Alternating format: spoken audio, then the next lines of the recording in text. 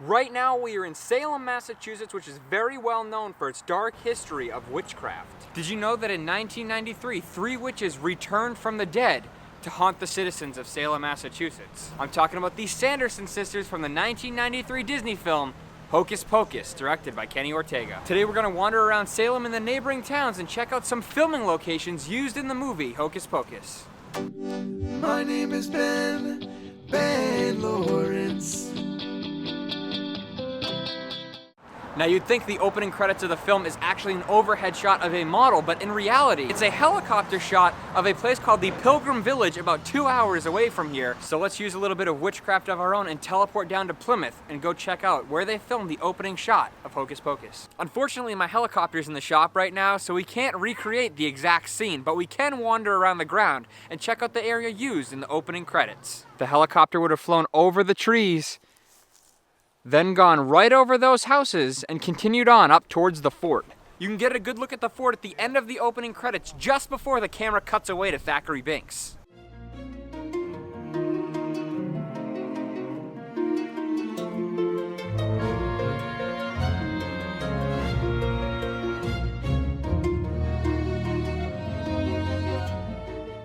Only the aerial shots were filmed here at the Plymouth Plantation. The interiors were filmed back up in Salem. So let's use some witchcraft and head back up to Salem and check out some more filming locations. This is called Pioneer Village, and it is a recreation of a 17th century village. One of the houses inside Pioneer Village was actually used for the home of Thackeray Binks in Hocus Pocus. All the scenes of Thackeray running around the village looking for his sister Emily were shot right here, so let's go inside Pioneer Village and get up close and personal with Thackeray Binks' home. Inside Pioneer Village there is all kinds of recreation of 17th century homes, but the most important one is right over here. This is the home of Thackeray Binks, the one used in the movie. Unfortunately, this is the only building we're not allowed into, and probably because they don't want everyone laying on Thackeray's bed. But lucky for us, if we walk around to the side of the house, we can get a peek inside and see the inside of Thackeray Binks' house.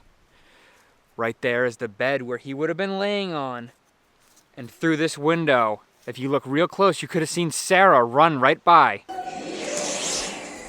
You can see Thackeray run right out of the door, and then he comes towards this way, pauses, looks around for Emily, then he runs right over here to his friend Elijah's house, where he asks him if you've seen his sister Emily.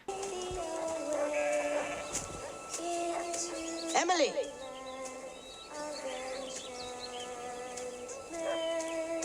Elijah! Nice to see my sister Emily. You can then see Thackeray and Elijah running this way, where Thackeray tells Elijah to go summon the elders, and then Thackeray runs after his sister to try to rescue her himself. You wake my father, summon the elders, go! In the movie, Thackeray runs out into the field, which looks like it's right behind the village, but in reality, it's about 15 minutes away. And this is the field where Thackeray runs after his sister. Right about here is where you can see the shot of Thackeray running towards the woods. In recent years, a skate park has been built. This was not here when they filmed the movie in 1993. In the movie, you can see Thackeray run down this way, and Emily is standing at the entrance of that pathway. Thackeray runs into the woods in hopes of saving his sister Emily, but ultimately gets turned into a cat by the Sanderson Sisters. After Binks gets turned into a cat, we are transported to the distant future of 1993, where we see Max Denison sitting in class, and this is the school used in the film. The school has actually been closed down since 1992, and has since been converted into, well, I don't really know what it is now, but it used to be a school. In the film, you can see the students and teachers walking right out of those doors, a couple of hooligans spraying silly string, and Max Denison would have come right over here, unlocked his bike from the bike rack, and started to head home. You can actually see these windows in the background of the shot, as well as this black fence.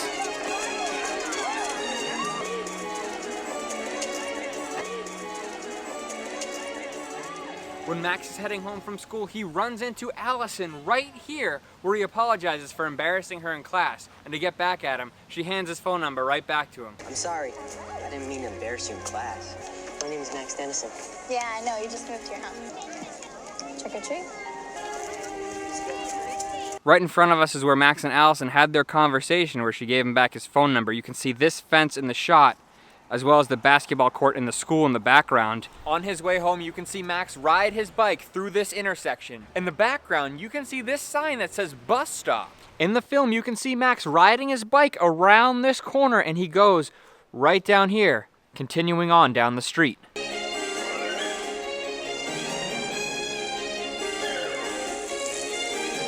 He rounds the corner right over there and then continues on up towards the cemetery.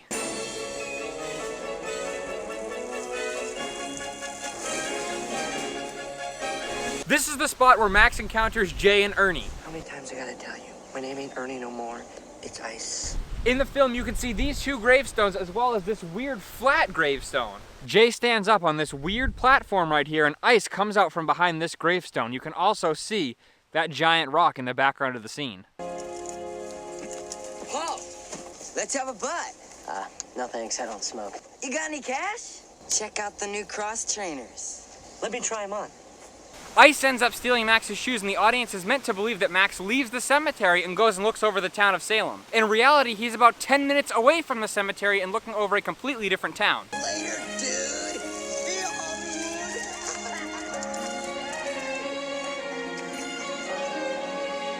Max rides his bike past this large rock and parks right about here and looks over the town. You can see that large clock tower in the background of the shot. After a long bike ride, Max finally makes his way home, and behind me is someone else's home, but back in 1993, it was the home of Max and Dani Denison. In the film, you see Max Denison riding his bike right down the hill, and he comes alongside of the house and parks it right over here. Max is forced to take his sister Dani out trick-or-treating, and one of the houses they stop at is this one right here. Allison's house, Max's dream girl. Rich people. They probably make us drink cider and bob for apples. There it is, Allison's house from the movie. Max and Dani would have stood right in the entranceway. After Max yelled at Dani, she would have thrown herself down right here. There were hay bales in the movie. If you threw yourself down right now, you'd land on some bricks. That might not feel too good. Give me one more chance. Why should I? Because I'm your brother. Wow. They would have stood right here and looked up at the house, then gone inside, and Allison would have been waiting right at the top of the stairs. Now, I believe the interiors were shot somewhere else, and unfortunately, it appears that the door is closed today, so the door's closed, so we're not getting inside Allison's house today. Max, Dani, and Allison leave Allison's house, go to the Sanderson Sisters' house where Max lights the black flame candle, but now that the Sanderson Sisters are back, they need some help to stop them, so they go to town hall to try to find Max and Dani's parents. In the film, you can see a shot of Max, Dani, and Allison walking this way towards the town hall. Oh, great. How are we ever going to find Mom and Dad in this place? You then see the gang walk through these doors and push past all the adults and go right through those doors there. You can then see a shot of them walking right up the stairs, and they head up towards the party where the Sanderson Sisters sing the iconic "I Put a Spell on You" song. I put a spell on you, and now you're mine. Hey, Salem, my name's Winifred. What's your name? I put a spell on you, and now you're gone. My Winnie fell on you, and it was strong. After the song and dance number, the gang lures the witches to the high school. You can actually see the Sanderson sisters standing right about here, right before they head into the school where they get fried inside the ceramics room. What is this place? It reeks of children. It is a prison for children.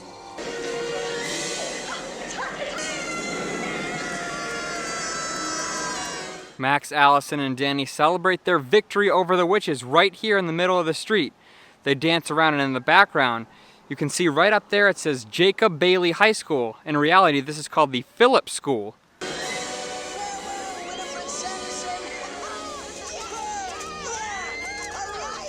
So the kids are right here in the street celebrating their victory, but little do they know that right above them, right over this tower, there is some green smoke indicating that the witches are about to return one more time. Now that the witches are dead, Max and the gang head back to his house where Allison opens up Winifred's book, which ends up creating a beacon of light so the witches can locate the book.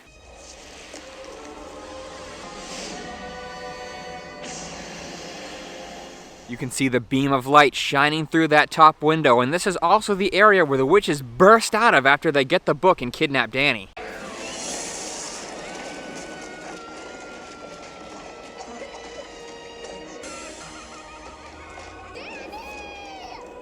Max and Allison end up luring the witches back to the cemetery where they are defeated and they turn to dust. Thackeray Binks turns back into a human, gives Dani an awkward kiss, and then the movie ends. Thank you so much for joining us as we went and checked out the filming locations for Hocus Pocus. If you like this video, make sure to hit the thumbs up button and consider sharing the video with a fellow Hocus Pocus fan. If you want to see more videos just like this one, click the subscribe button, and while you're at it, click the little bell icon so you can stay up to date with all of our future adventures. I put a spell on you, and now you're mine. You can't stop the things I do, and I ain't lying. It's been 300 years, right down to the day, and now the witch is back, and there's hell to pay. Now the opening shot of the film, you would think the opening shot of the film is just an aerial shot over a small... You would think the opening shot of the film is just an aerial shot of a small... You would think the opening shot of the... You'd think the opening shot of the film is just a... You'd think the... Oh my God. So let's use some witchcraft and... Holy... Hang on, let me itch my face. Okay. This is called the Pioneer Village, and it's basically a Plymouth plantation of Salem, but as you can see, it is currently under construction, so there's no way to get over there to the actual village. This is the very misleading sign at the entrance to Pioneer Village. It points this way, but if we continued this way, all we would do is be greeted by construction equipment. No pioneers or villages. Well, the village is still there, way off in the distance, but we're not getting through that gate. All the exterior shots of the school were filmed here in Salem, but the interiors were filmed somewhere in California.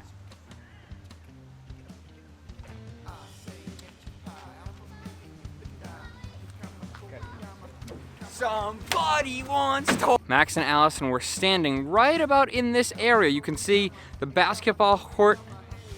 Max comes up the hill. Right, ooh. Ah, it's so cold out right now, yee!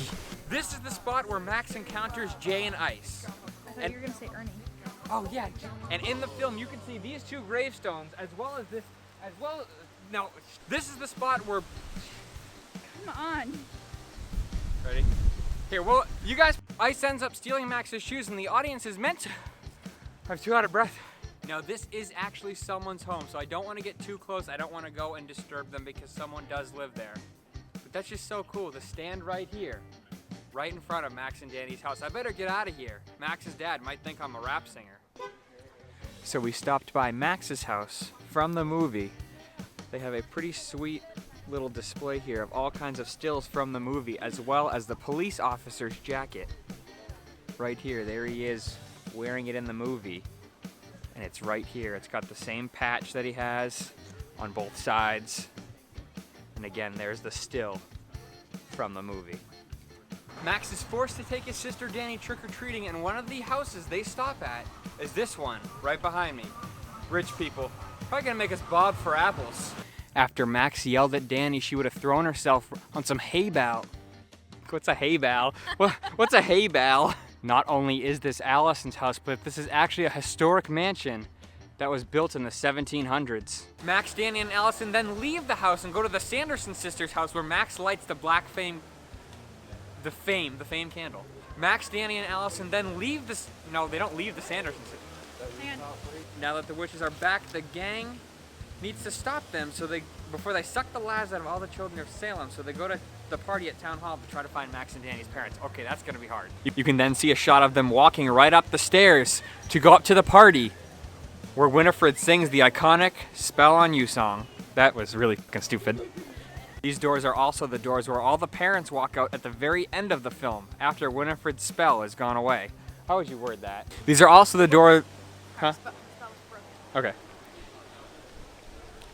These are also the doors that you see all the adults walk out of at the very end of the movie after Winifred's spell is broken. Thank you so much for sticking to the end of this video. I really, really appreciate it. It was a lot of fun and a lot of hard work hunting down all the filming locations from Hocus Pocus. So if you want to support the channel, check out benlawrence.spreadshirt.com and the links down below. You can get yourself a sweet Ben Lawrence t-shirt or consider supporting the channel on Patreon. I hope you enjoyed this video. I had a lot of fun filming and editing in this video. Hocus Pocus is one of my favorite movies, so getting to see the locations where it was filmed was a really cool experience. All right, I will see you next week for another adventure. Wah!